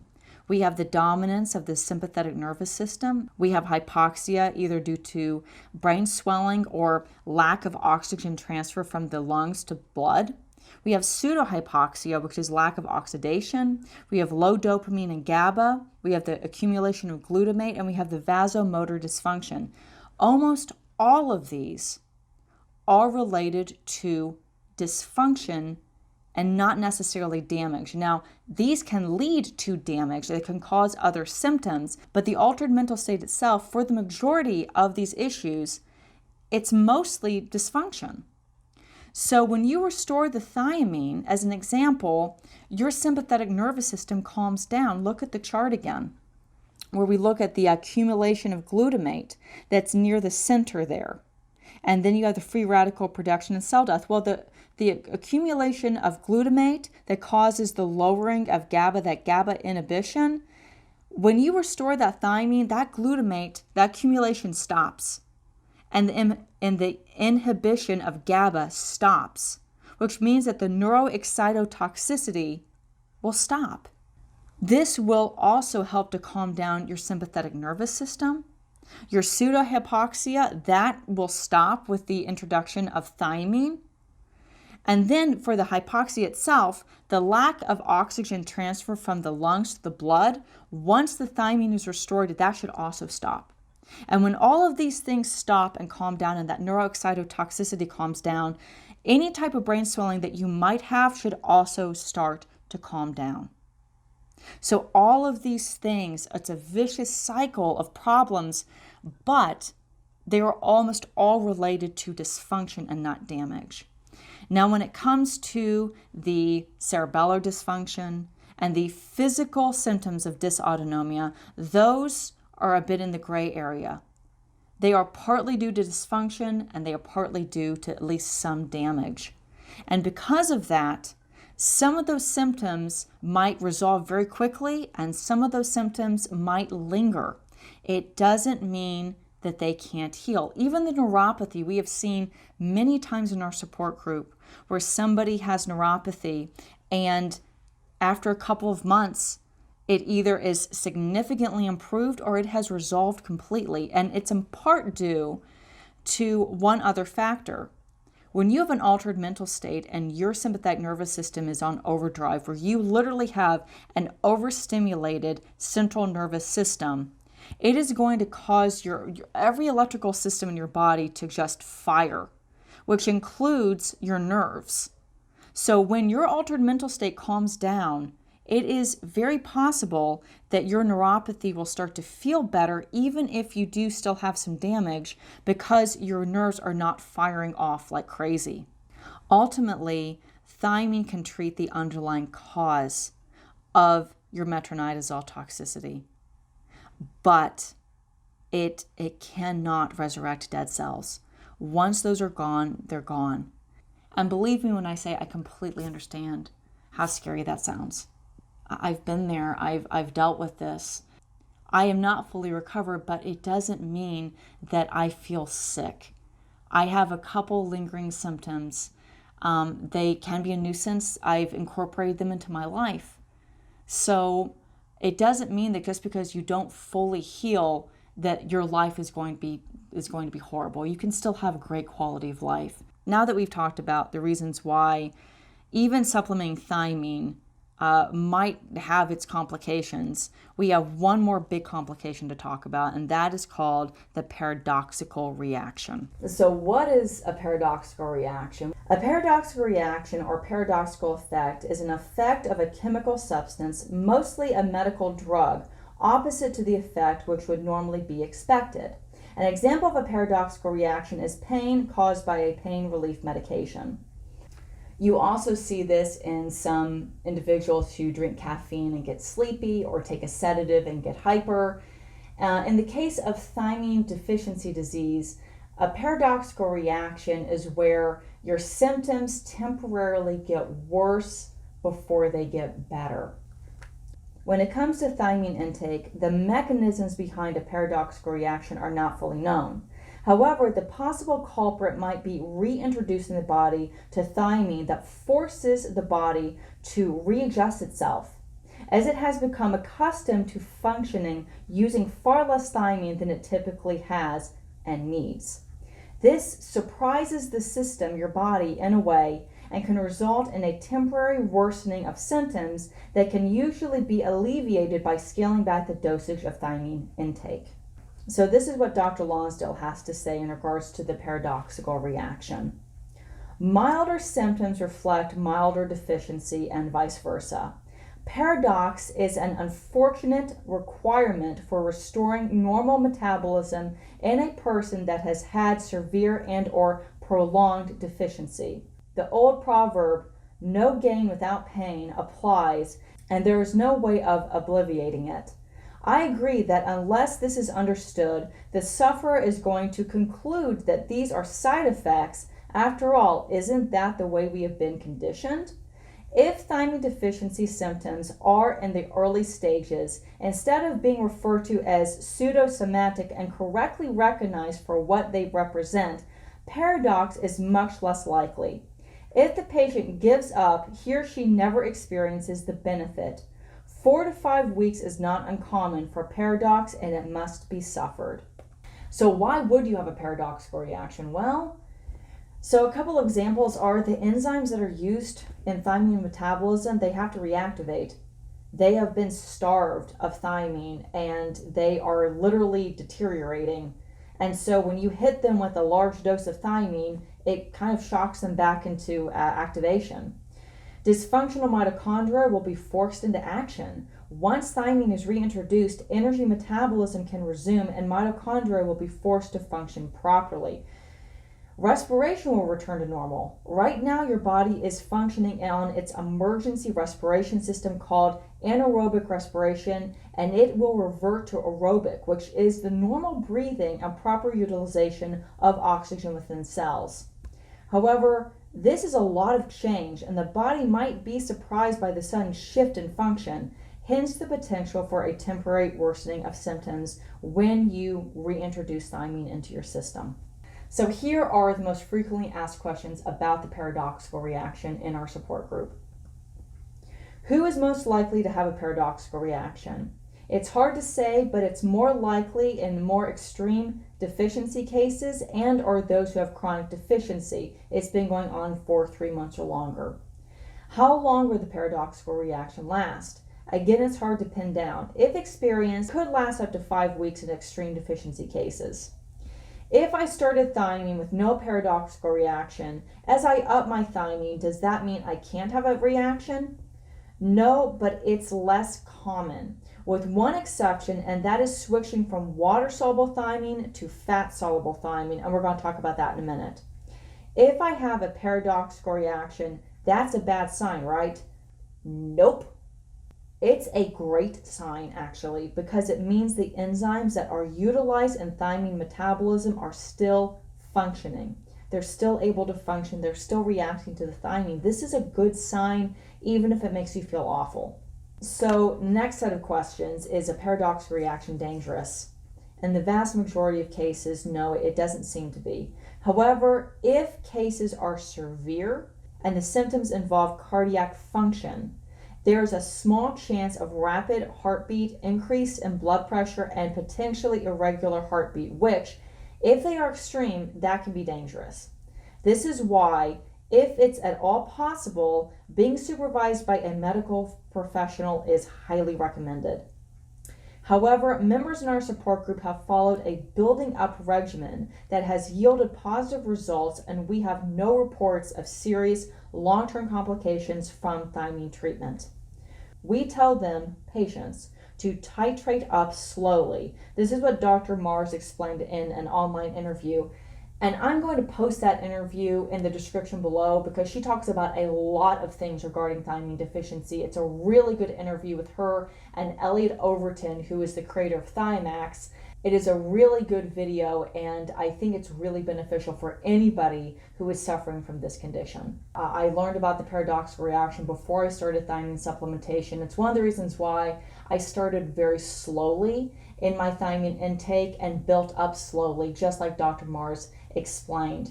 There is something, however, that you need to understand when it comes to this treatment. Thiamine is not a drug. You are not treating symptoms. You are treating the underlying condition for your metronidazole toxicity. Thiamine is a vital nutrient your body needs to properly function. It's as important as food, water, and oxygen, and needs to be thought of in this manner. In a perfectly healthy individual, there is no drug needed for survival. That is not the case with thiamine and other vital nutrients. No matter how healthy you are, you will always require these nutrients for your body to function and survive. In other words, stop comparing thiamine to pharmaceuticals. We see this a lot in our support group. It's not a drug.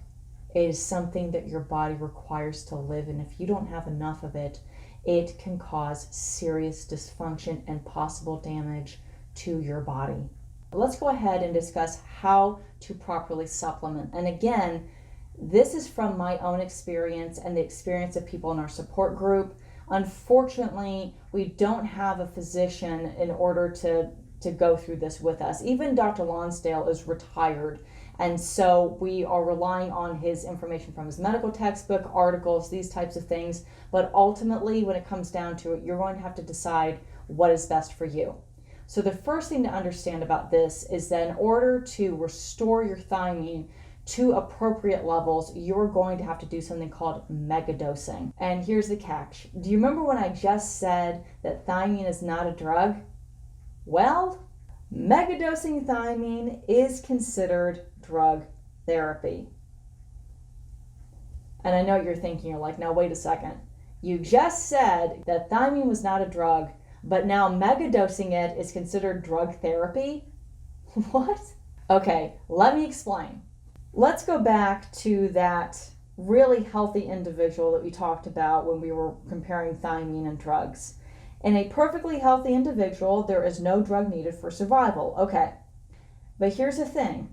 In a perfectly healthy individual, megadosing thiamine is also not required. A perfectly healthy individual does not need 100, 200, 500, 1,000 milligrams of thiamine in order to function properly. But because of metronidazole destroying the thiamine in your body, that is now something that is required of you.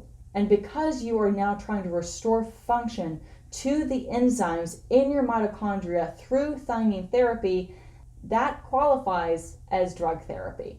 So this is according to Dr. Lonsdale. First of all, you must understand that any thiamine derivative delivers the vitamin to the cell where its action occurs. The only action is stimulation of the enzymes that require thiamine as their cofactor. There can be genetically determined reasons for thiamine deficiency, the commonest of which is lack of a protein transporter that conveys dietary thiamine into the cell. Obviously, as long as the genetic defect remains, the megadose, which can be found by personal experiment and adjustment, continues to be a necessity. If the original cause was merely dietary and the enzymatic function has been restored by the use of megadose thiamine, it may no longer be necessary or the dose can be adjusted. If the person scales back and the symptoms begin to return, it is evidence of a genetic relationship. In addition to that aspect of megadosing, Dr. Lonsdale also has a statement in regards to what happens to the enzymes when they are not used. Thiamine is a cofactor to many enzymes, and without it, I believe that the enzyme function deteriorates. By the use of megadose, I believe that the enzyme function is gradually restored and that the thiamine is then being used as a drug to coerce the enzyme back into function restoration. If you are experiencing a thiamine deficiency disease where you are having severe neurological symptoms, neuropathy, cell death, these types of issues, very serious issues to your body, then on a cellular level within the mitochondria, it is possible that the enzymes that actually require thiamine in order to properly function could potentially be deteriorating due to the lack of thiamine. And I absolutely believe this because I've been taking high doses of thiamine since November 2017. I went 2.5 years without my metronidazole toxicity being treated. And anytime that I gradually reduce my thiamine, I start to notice that my flare-ups come back in one way or another. So I simply have adjusted this into my life. I take thiamine with magnesium because you need magnesium to properly absorb thiamine every day. It's just part of my daily routine now. So it has no side effects. I don't feel bad taking it. It's just a nuisance, just like some other things. But the sooner that you treat this and the less severe that your metronidazole toxicity condition is, the higher chance you have of a full recovery. And you might not need to take high doses of thiamine long term. You might have to only do it for a couple of months.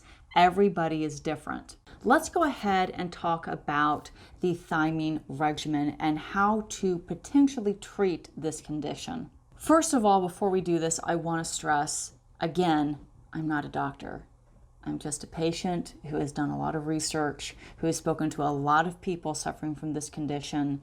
I highly recommend that you look at the links that I've put in the description below, do your own research, and decide what is best for you. First of all, let's talk about the different versions of thiamine.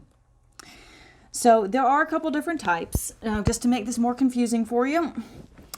There's water-soluble thiamine, which is the thiamine that you would find at your local grocery store, at the local pharmacy. It's cheap, it's readily available, and it typically comes in a couple of different forms, but the most popular ones are thiamine HCl and thiamine mononitrate.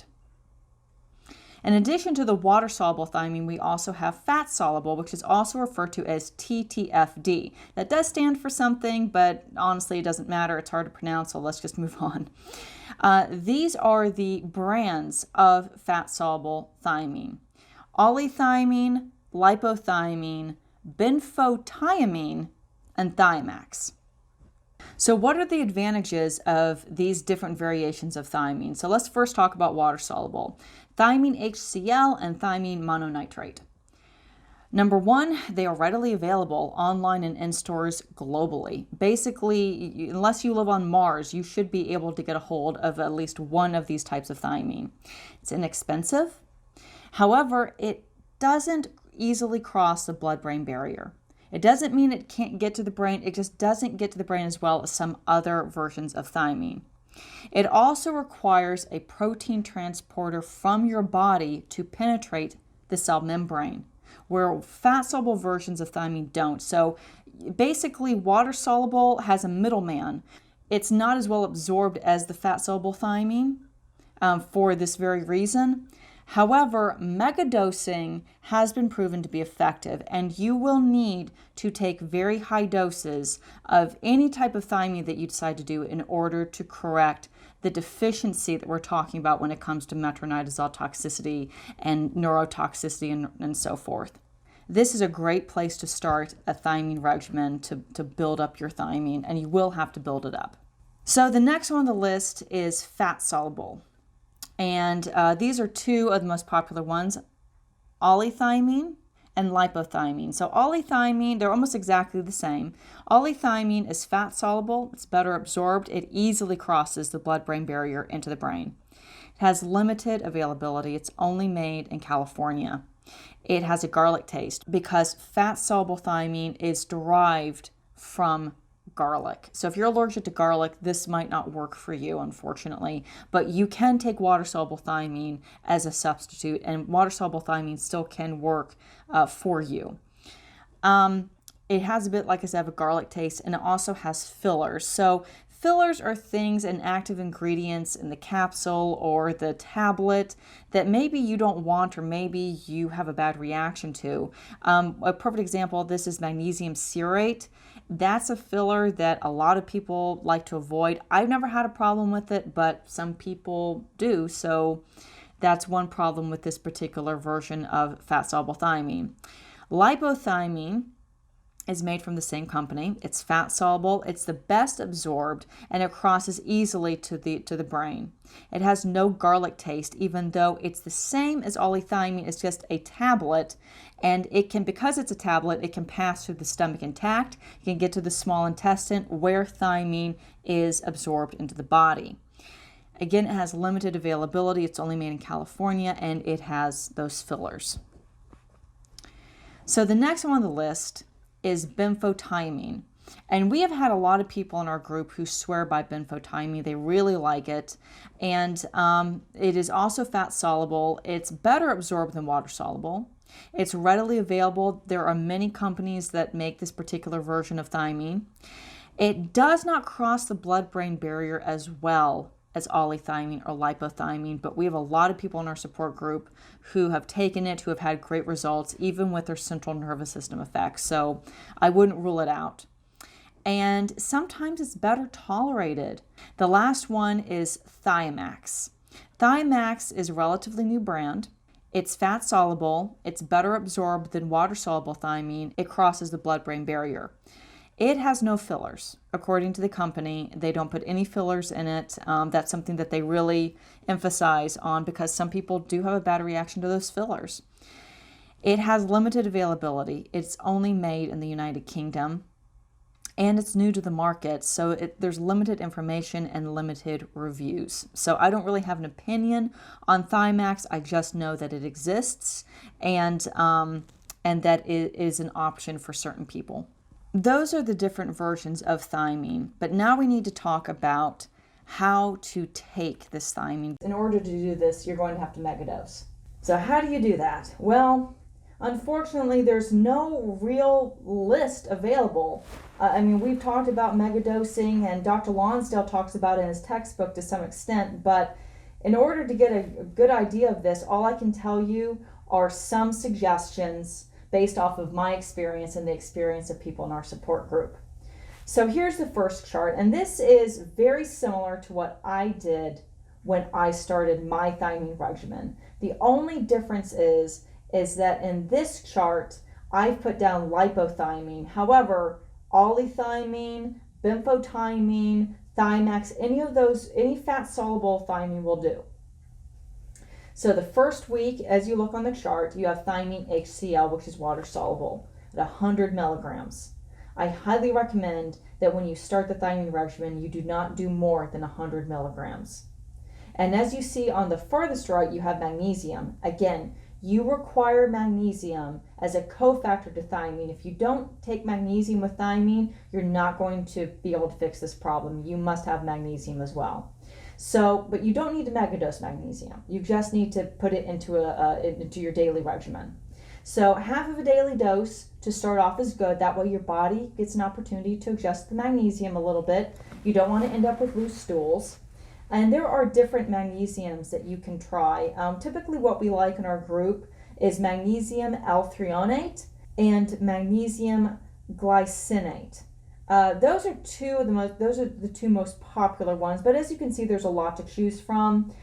Citrate is really not bad, but it's just kind of a cheapy version, and there's so many other better ones out there. I started with citrate, so it does the job, but there are better ones. So week 2, as you see, going back to the chart, 200 milligrams, and then week 3, as you can see, it's a slow increase of that water-soluble thiamine.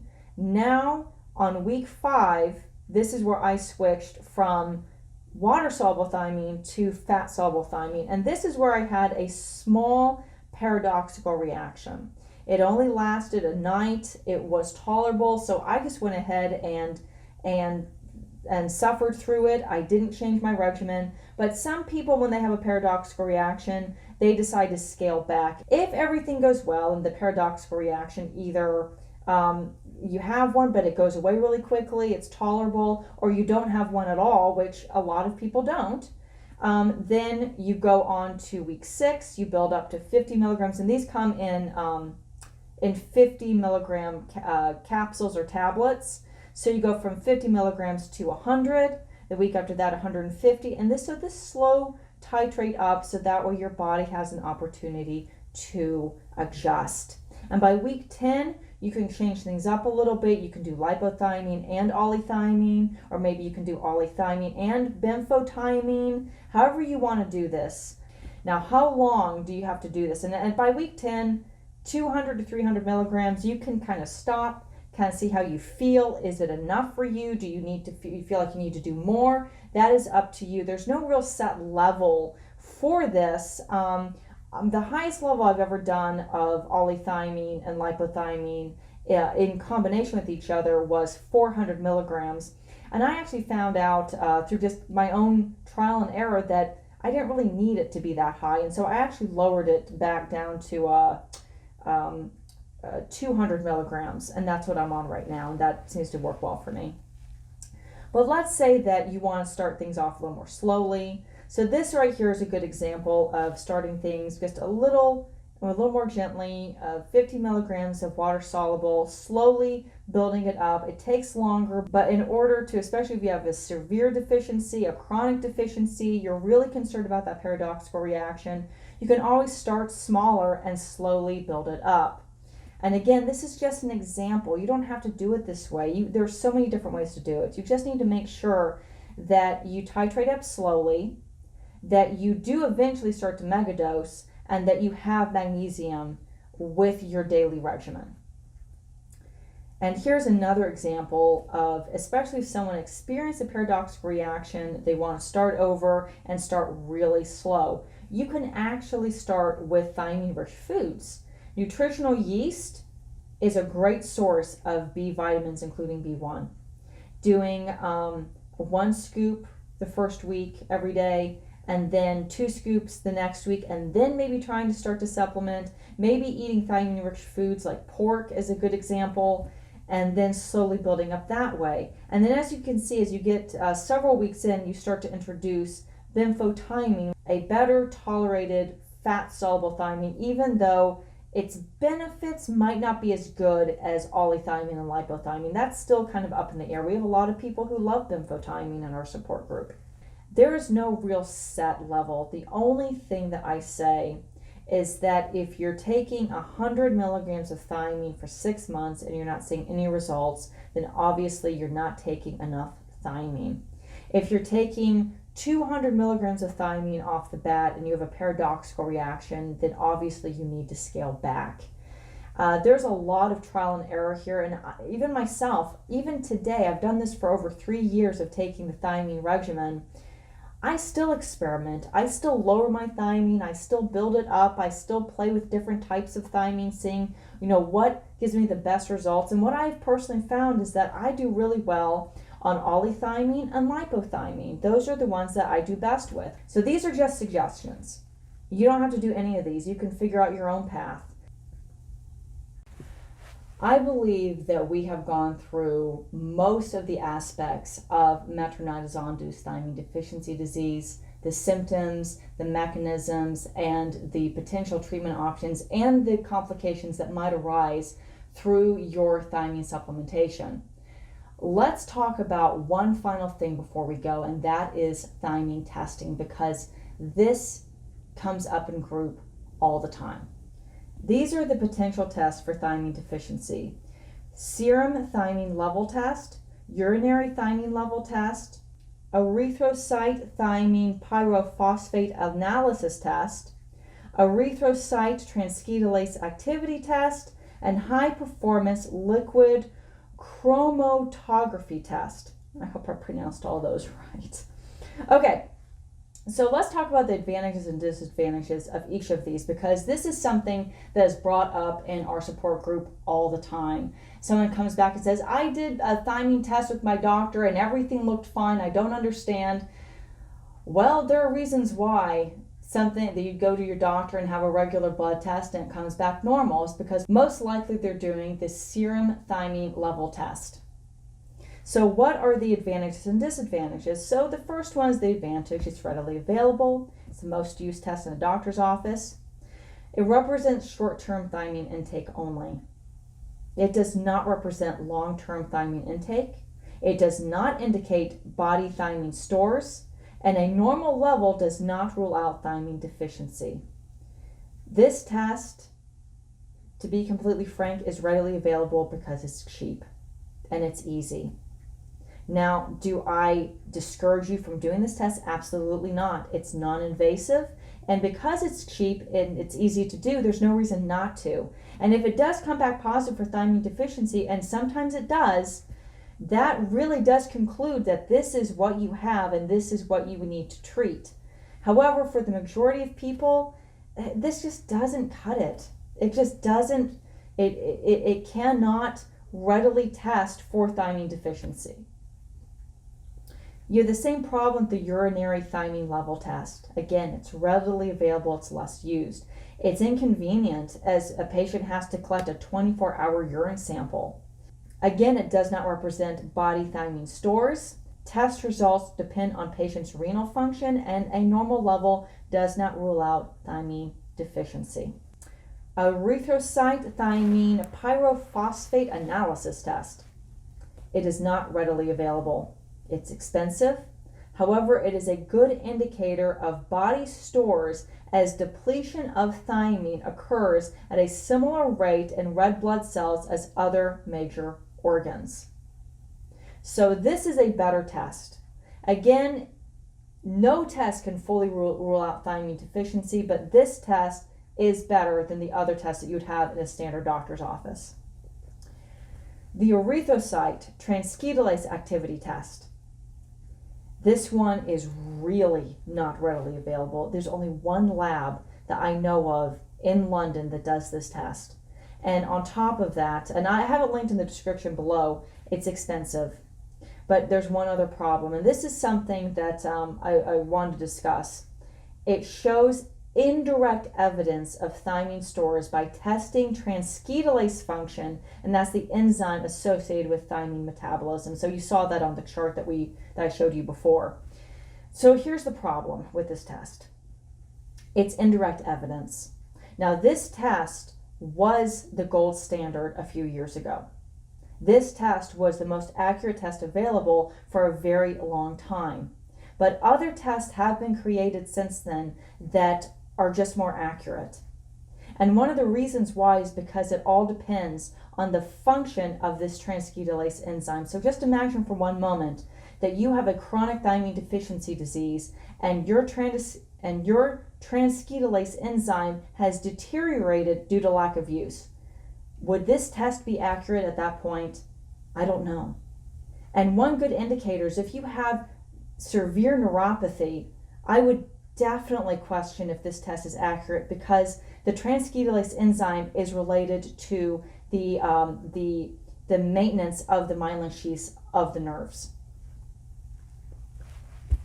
Okay, now we go to the high performance liquid chromatography test. Again, it's not readily available. It's expensive, but it is considered by some to be the most sensitive test. It measures thiamine status in red blood cells or whole blood, and it has reproducible results. I do believe that this test today in 2021 is probably the gold standard. It used to be the transcromatosis test because it was the only one available, but now this has been shown to be more accurate. So this is what the Mayo Clinic has to say when comparing all of these tests. It includes the serum level test, which is the one that you do in the doctor's office.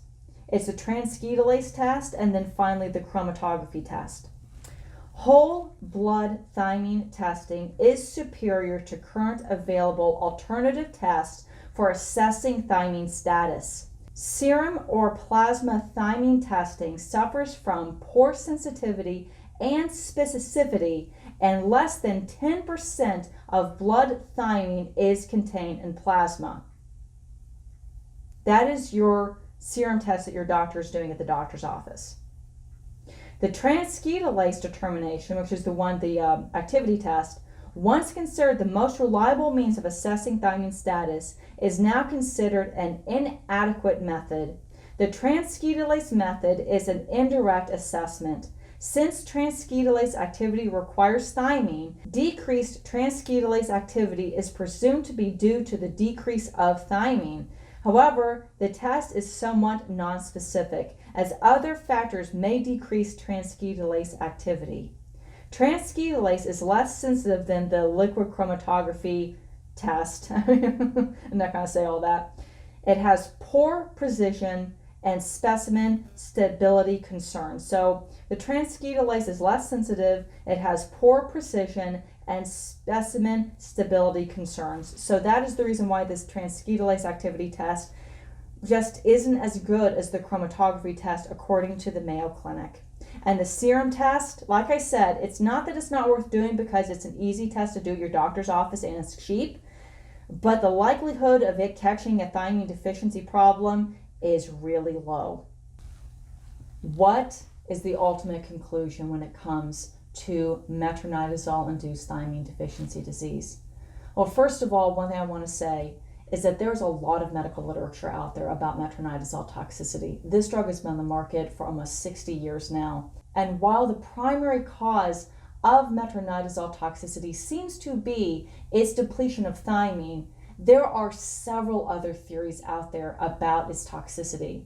There's even a theory that metronidazole toxicity can deplete vitamin B3, that it can change RNA. But of all the theories that are running around medical literature when it comes to metronidazole toxicity, the fact that metronidazole depletes thiamine, directly destroys thiamine within the body, is the most consistent, it is the most talked about, and it is the most prevalent in medical literature. And it can even be found outside of medical literature and in chemistry, as we saw in the study related to thiamine analogs from the University of Cambridge. So what are the final thoughts about metronidazole toxicity and thiamine deficiency disease? I have a wonderful quote from Dr. Lonsdale that I want to share with you. There are 4 conflicts for a patient who has suffered side effects from Flagyl. The first is finding that the doctor simply denies that the complex symptoms are the result of a prescription drug and accuses the patient of imagining them. The second hurdle is the difficulty of comprehending that their body has been deprived of thiamine by the action of the drug. The third difficulty is understanding that the toxicity will last as long as the thiamine deficiency exists, and that it is not a matter of taking a few vitamin tablets. The fourth problem to be experienced is that if and when the patient starts to megadose thiamine, the symptoms may get worse for an unpredictable time before they get better. There is no doubt in my mind that Flagyl is dangerous enough to be discontinued. This form of toxicity needs understanding by a physician who can take responsibility for its treatment. And that is a quote from Dr. Lonsdale from the online medical magazine Hormones Matter, from the article Metronidazole Toxicity and Doctor Denial. There is one thing about the thiamine regimen that eventually, in the next couple of months, as you're megadosing thiamine, you will need to add a B complex. And the reason you need a B complex is because B vitamins work together, and over time, if you're doing high doses of thiamine, you could potentially start to imbalance your B vitamins. Taking a B complex will keep that from happening.